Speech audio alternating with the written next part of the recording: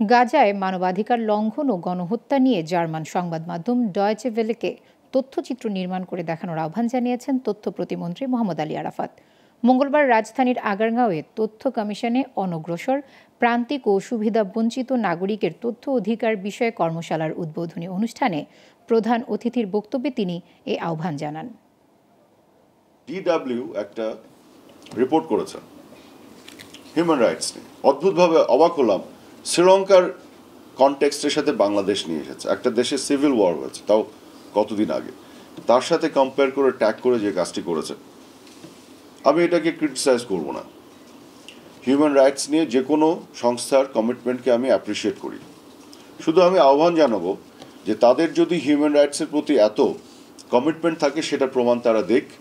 গাজাতে যে human rights violation হচ্ছে, genocide হচ্ছে, সেটার উপর আর একটা ডকুমেন্টারি তারা বানিয়ে দেখ।